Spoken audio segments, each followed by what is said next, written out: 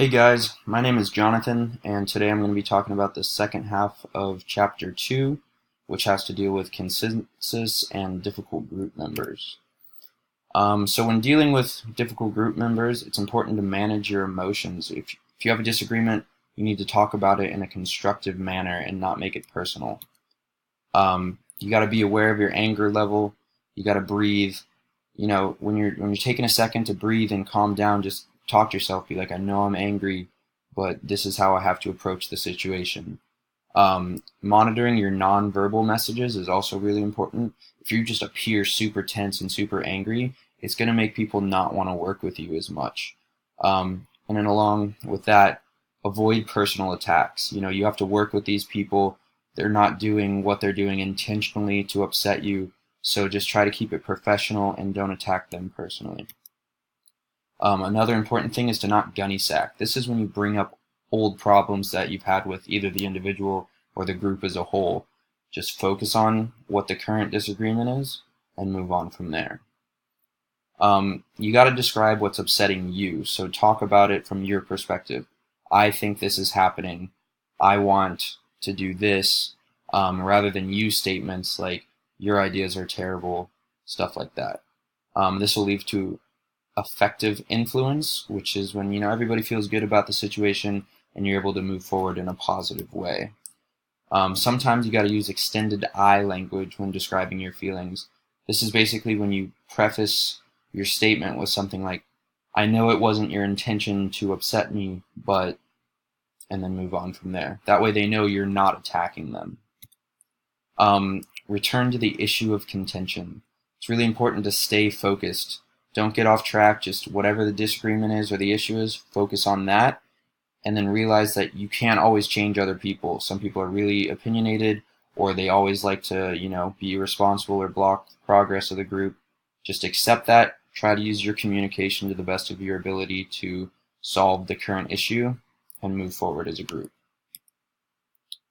Groupthink. This is a problem with a lot of groups. It's kind of just when everybody agrees for the sake of agreeing so that they can move on to the next task.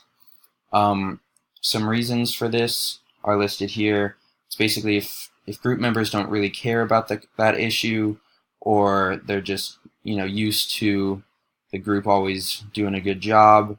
A lot of times people just pass it off to the leader, the most persuasive person in the group, and be like, oh well, if they agree with it, then I agree with it.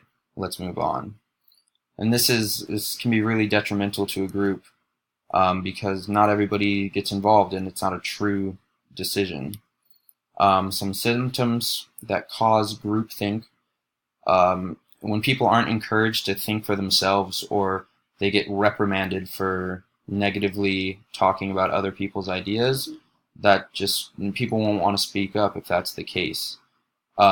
And again, if people are often just deferring to whatever the leader wants to do, that'll cause groupthink. And what's the point of having a group to make a decision if everybody just goes along with what the leader wants to do?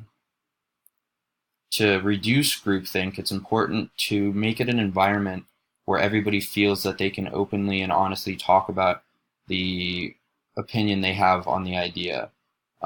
If they disagree with it, they should be able to say that without feeling judged.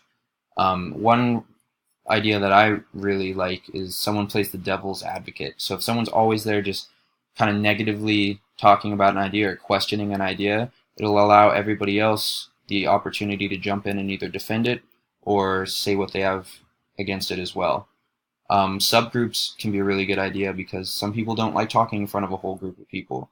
So if they're only with one or two other people, they might be more willing to bring forth their ideas. And finally, technology like anonymous chat rooms or emails might make people more comfortable with presenting ideas because they won't feel like they can be judged for it.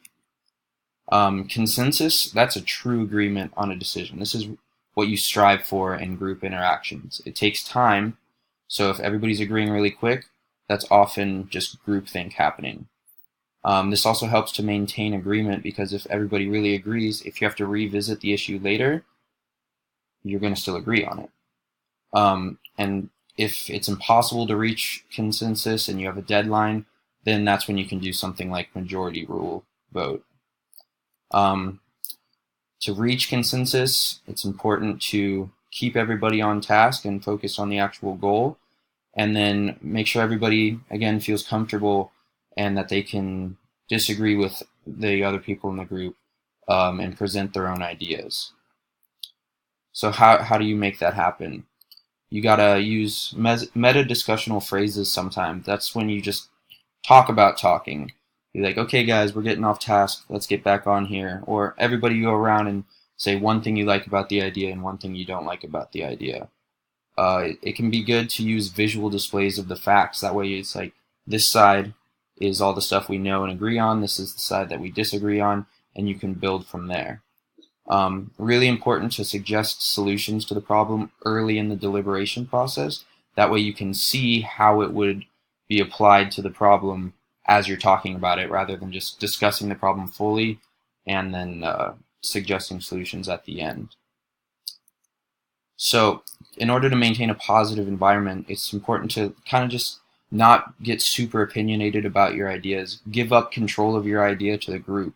You're in a group, you're there working together, you guys all have a common goal, so don't get caught up on my idea needs to win, their idea needs to lose. Have an open mind. If there's misunderstandings, talk about them, and when you guys do agree on something, emphasize that, write it down, put it up on the board, build off that agreement so you can just continue on and come to the best solution for the group. How do you promote honest interaction and dialogue? You don't want to change your mind too quickly, because that's what leads to groupthink. Don't just go for flipping a coin. You know, that might seem like a good idea at the time, but at the end of the day, you're not really invested in that idea. Make sure everybody gets to talking. If people don't talk and the decision's made, they're not going to feel as invested in it, and they're not going to feel as good. And don't be afraid to, build off each other's ideas, or if nobody can really agree, throw out all those ideas. Start coming up with new ones. There's no limit to how many ideas you need to have at the start, and there's no real saying that one idea is always better than the other. So take the time to really weed through all the options and come up with the best ideas. In conclusion, conflict and disagreement can be beneficial in a small group if you use it correctly. You just want to make sure you have that environment where people feel comfortable discussing ideas, disagreeing with each other, and that they're not going to be judged. That way you can reach true consensus at the end of the day. Thanks.